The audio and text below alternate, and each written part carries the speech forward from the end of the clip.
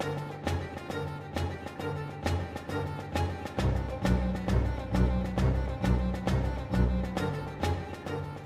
next gentleman I'm going to introduce to you actually is a member of the American Spirit Education Alliance. And Tony is absolutely not only just a great individual, he's a great American and he's a great patriot. And it has been my privilege to know this gentleman for the past 2 years. And so I would like to introduce him now, Mr. Tony Steele.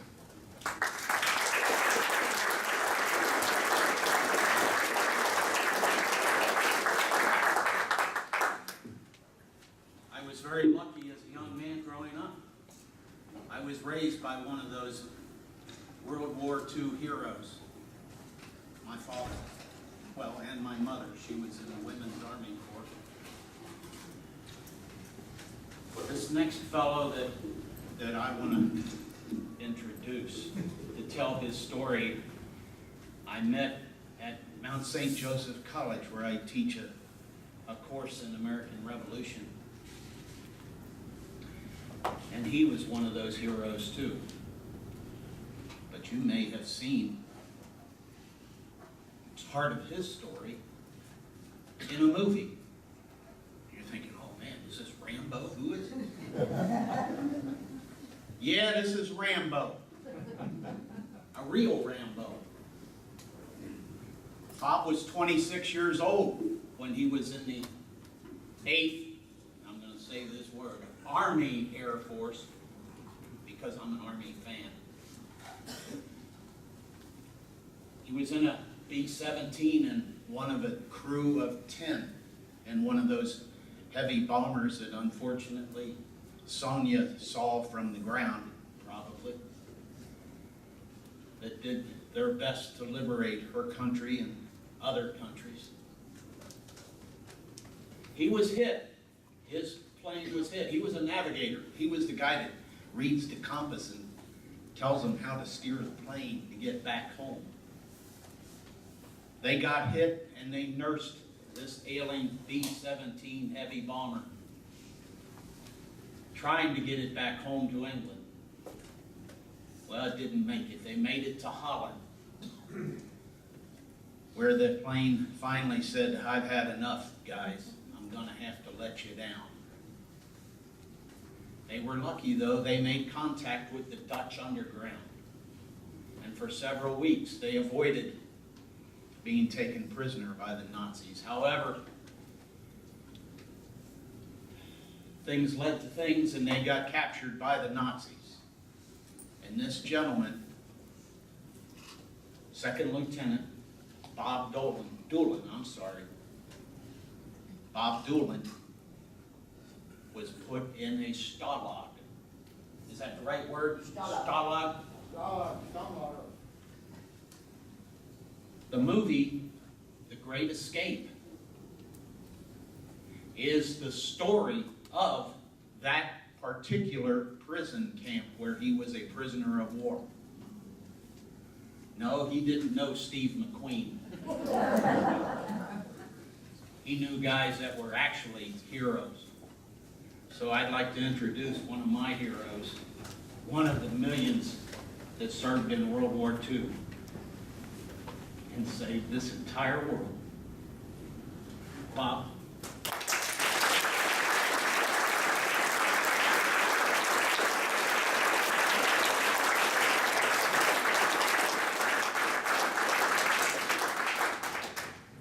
You make it sound pretty good.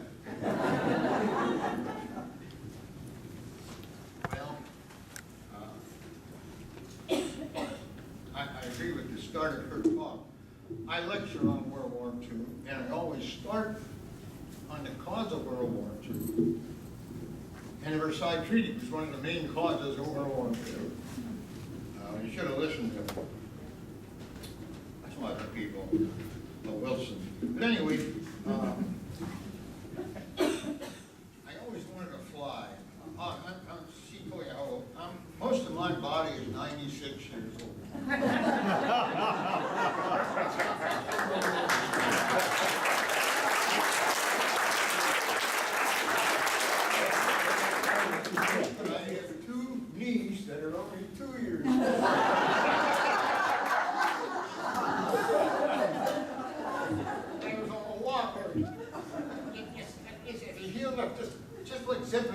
relax.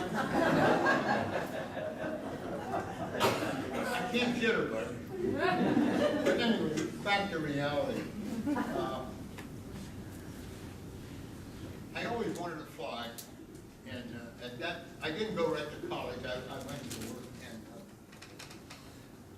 at that time you needed at least a year of college to go to Army Pilot School. In 1940 they relaxed that. If you could pass an equivalency exam, well, I graduated from St. X High School, so I could pass a college exam very easily. I went to pilot school in summer 1941 and learned to fly well enough for a civilian license and for single engine maybe. It never became natural. I mean, you drive a stick shift, you don't have to look at going 18 miles you shift.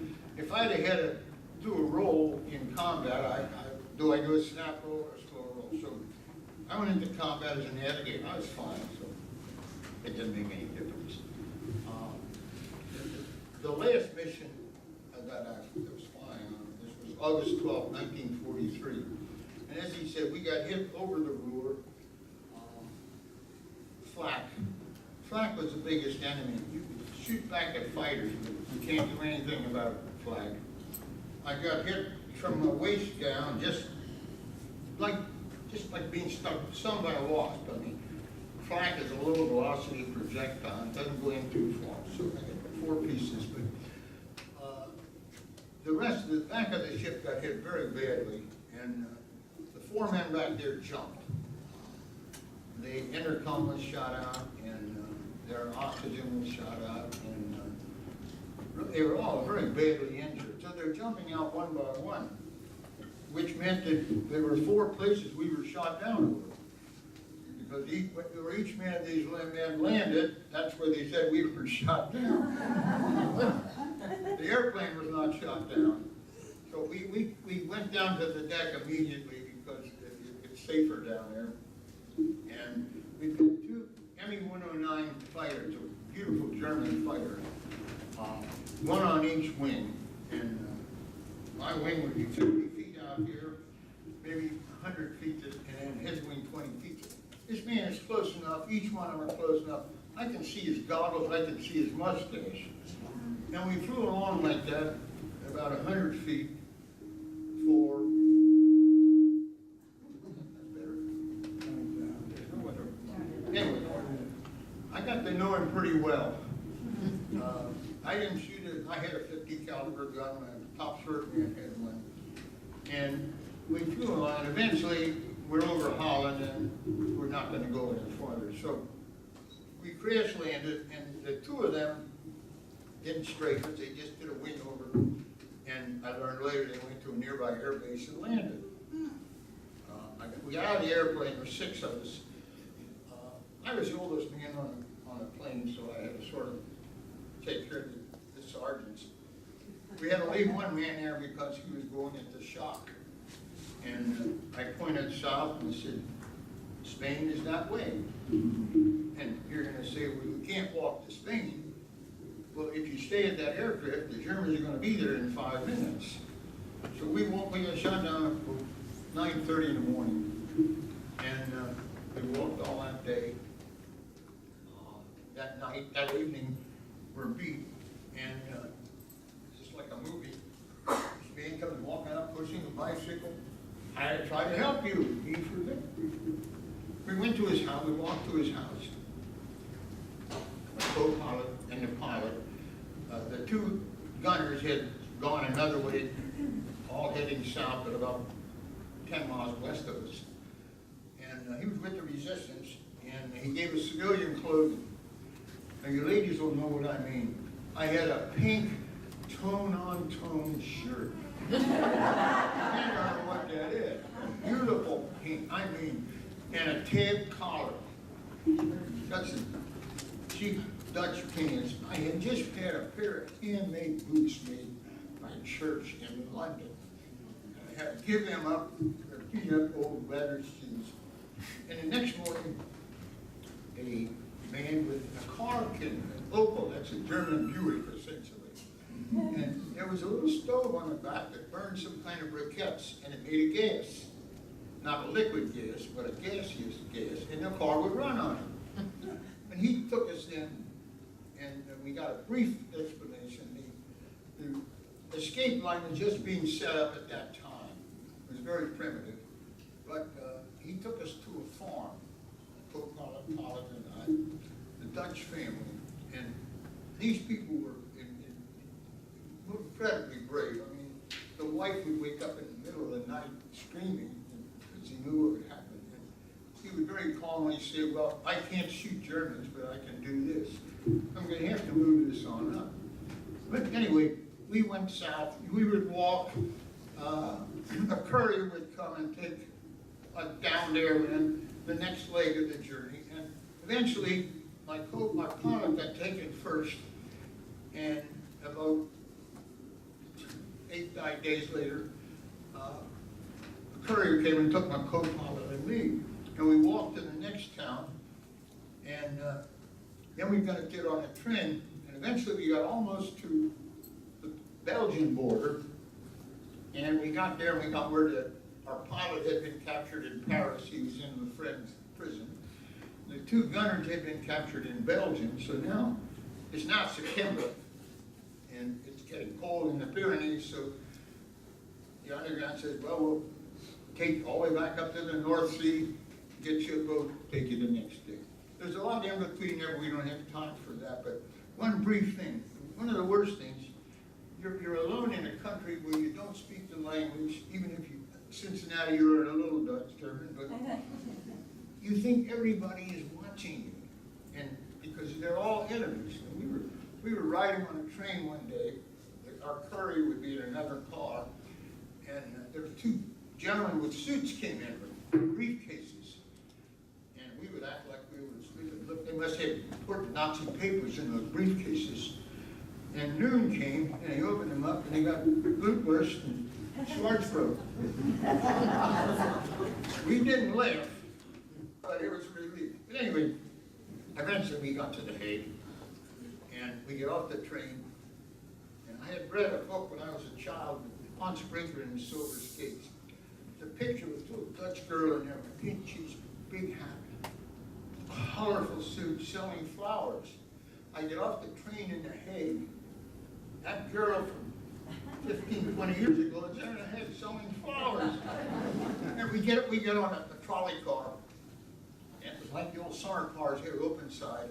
And we went out to the outskirts. And what we would do, we would walk about, the first van would be about 150 feet or ahead, so that if the first van was accosted, you could go into an alley or something. I happened to be lucky when I was first, and I just touched this doorknob, and I got 4 men all over me. One of them hits me over the head, another one's got handcuffs on me, another one's got a gag in my mouth, and the 4th one's got me on the floor. I don't really go out, but I'm looking up, and this man has a skull on his hat. And I didn't know whether I was captured by pirates or not. But it was this Totenkopf, the SS division, Totenkopf. Totenkopf is head, skull. But anyway, they rushed us to a Dutch prison there, which the Dutch were, even in the sense of humor, the Dutch called it the Oranje Hotel. Oran, or Orange, is the Dutch ruling family. And they called it the Oranje Hotel. Does that tell you something later on in your Korean War? You had the Hanoi Hilton. The same thing. Same thing. We found, the first night we were there, the lights went out, and we heard someone whistling Bob Hope's theme song. Thanks for remembering. And then it was, everybody's talking.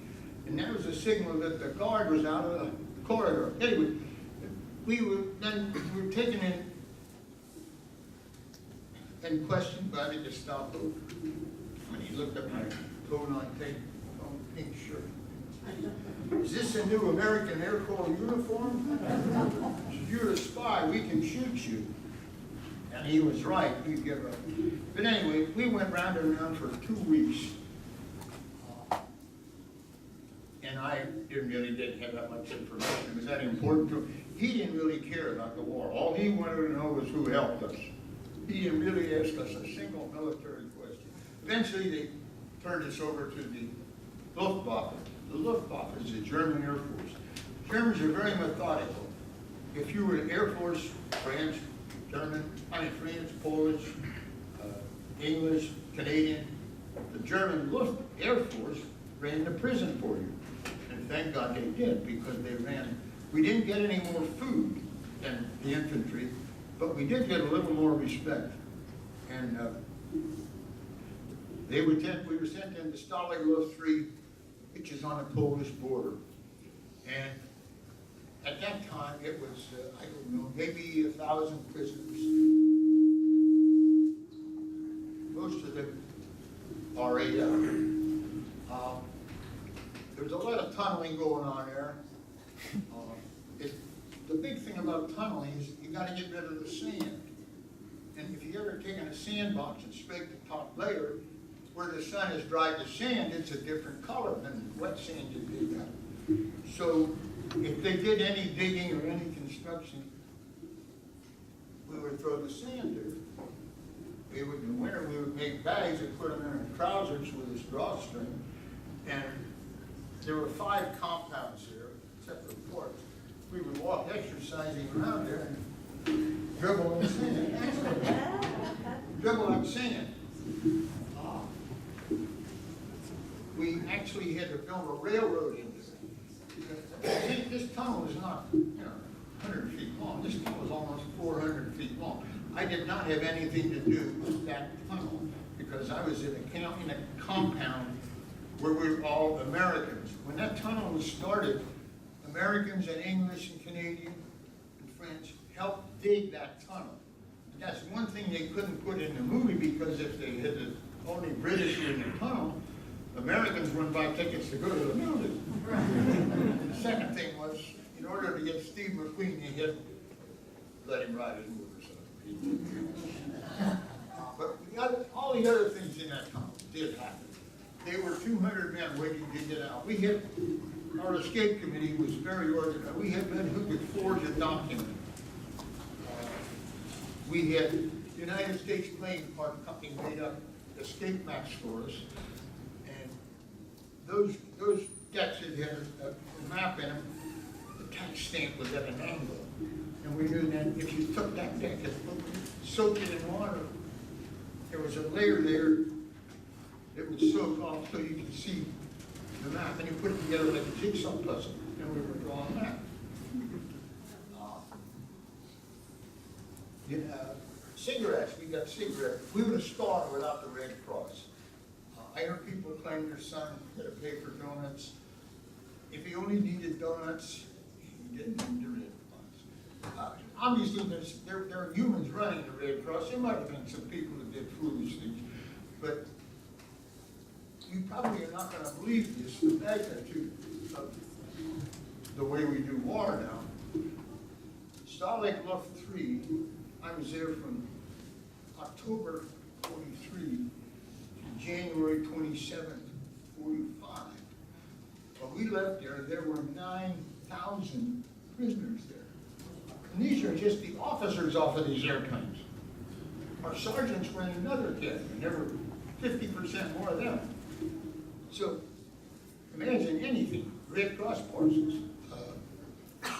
We had mattresses that were full of wood shavings. There's quite a bit of resilience in them for about 2 months. The tunnel, we could make the tunnel just as wide as the bedboard, about 70 centimeters wide, I mean, 30 inches. And the tunnel could be that wide because we had to shore it up.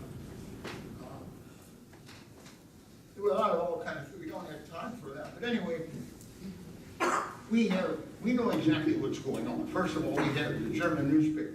You remember, where'd she go?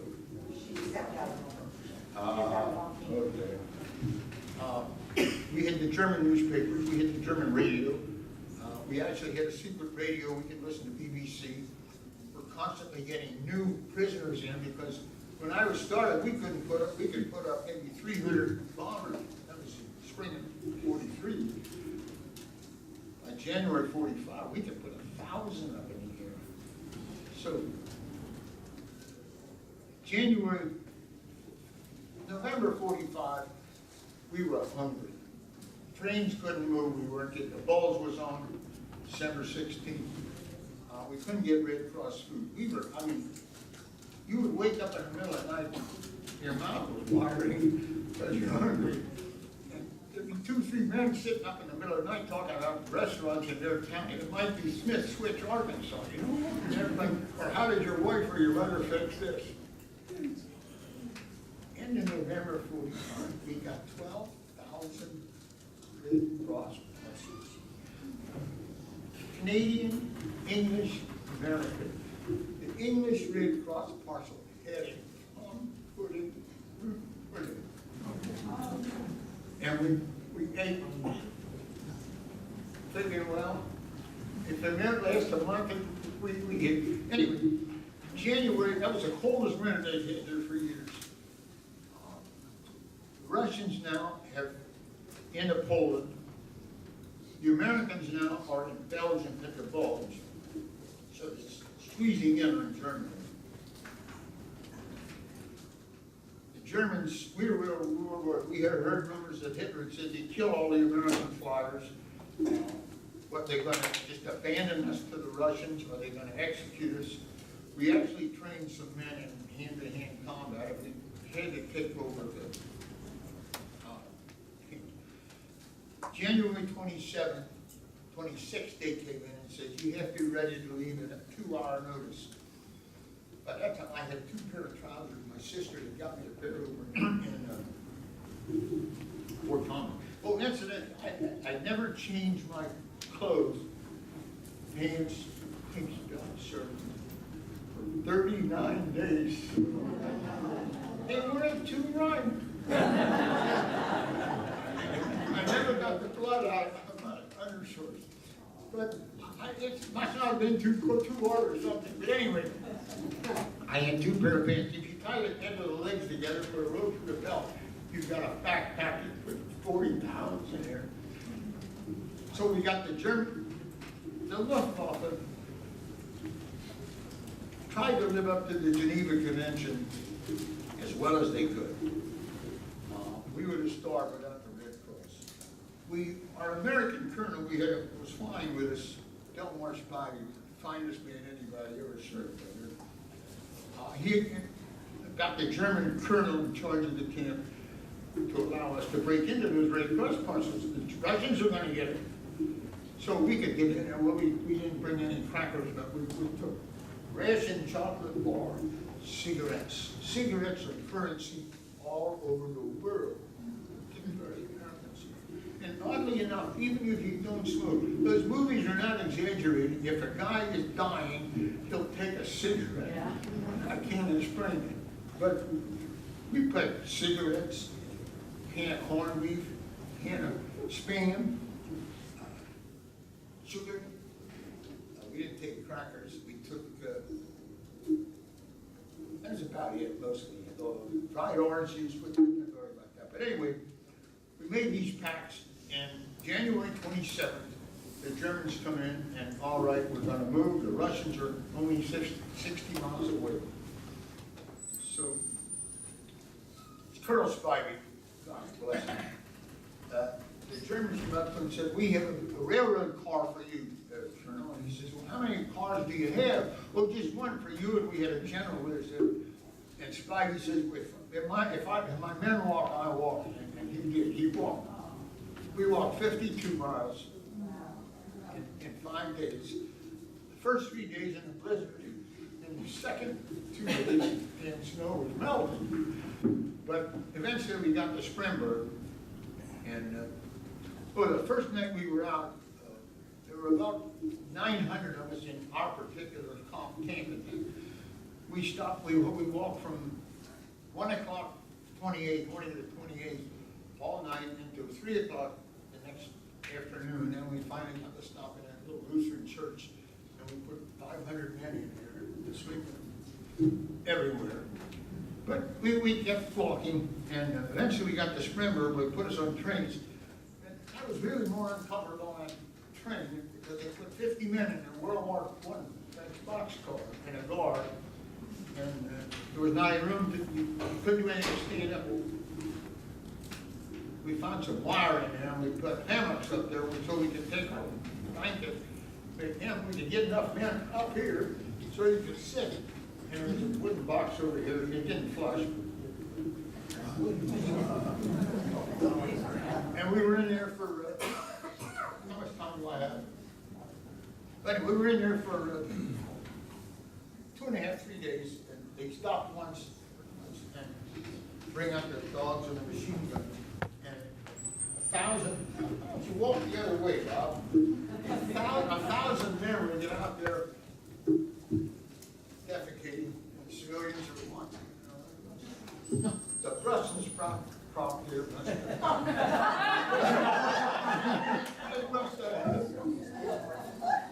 Now we get down to here, in the camp, and you're not going to believe this either. But it was called 7A. Now this was not only Air Force, this was everything. Now Hitler is pulling back in. They bring in 1,000 prisoners, American prisoners who were captured in Belgium in the Bulge. They bring Russians who were captured. They bring Poles. They bring any prisoners of the German. They're bringing them into the central Germany. And now we were hungry. I mean, it was cold, and that was February. By that time, it's February '45. Things didn't get any better. Eventually, we hear that Patton is now 100 miles west of us. The Russian army is now 100 miles east of us. And January 29th, April 29th, 45, Patton comes in, bigger than life. He thought he was God, and he looked like it. Patton was unique. He didn't wear a uniform like everybody else. He wore riding jumpers, and riding boots, and 2 pistols. I saw them, but I don't know. One person will tell you it's pearl handle, someone else will say ivory handle. I think it was before and twice the ivory. Pearl's kind of 60. He came in there, and he said, "You think I'm going to get you out of here, but I got more Germans to kill." And he said, "That German flag up there," one of the British said, "You climb up there and I'll tell you what to do with it. I'm not going to tell you what he said to do with it." But he did get us a GI bakery, and he did. And there were 20-some thousand Russian prisoners there. They thought it was cake. And they immediately were liberated. They started going around and raping and pillaging and burning. This is this kicker now. There were 98,000 prisoners. There were 25 or 30,000 Poles and Russians. There were probably 8,000 of us from the just flyers, flying officers from Stalin. It's an unbelievable thing. But anyway, after the war, I'm home, and I get a call from my bomb group. And he says, "That's your airplane, 229-884? Yeah. This guy's got a picture of it." And he gave me his name, and I had my son emailed him. His father had taken a picture of my airplane on the ground and put it in a shoebox. Standing at my airplane are the 2 German fighter pilots. Oh. The Lord got nothing to keep me safe. He gives me a little benefit. I got in touch with the German government. I wanted to find out the 2 men were killed. They didn't fly a tour like we did. They fought until they were dead. The same thing happened to one of them. A B-51 pilot shot him down, and he's running away from his aircraft, and the B-51 pilot spaced him and killed him. So the Lord's been good to me. If you have any questions, if you have any time. We have a little time, yeah. Got a couple questions. questions for Bob? Anybody have a question or two? Welcome home. If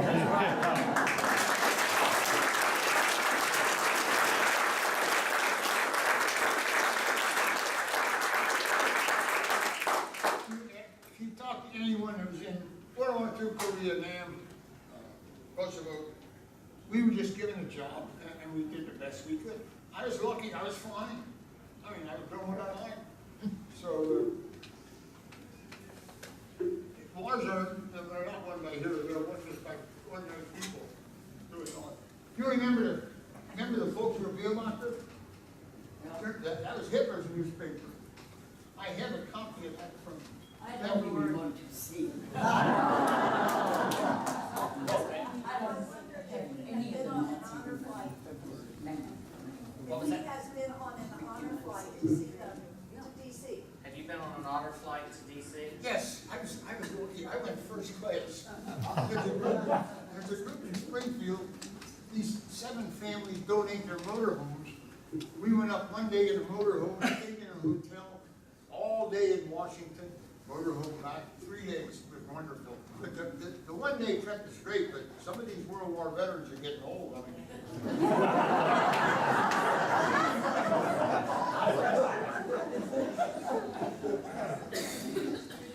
Tell them what you're going to be doing at Mount St. Oh, Joseph. absolutely, yeah.